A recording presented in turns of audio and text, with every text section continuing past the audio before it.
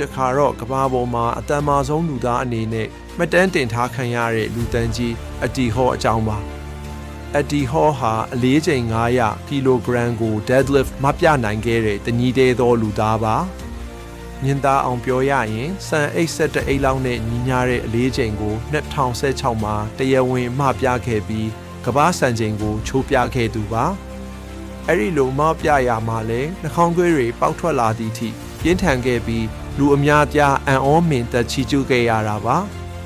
အတီဟောဟာ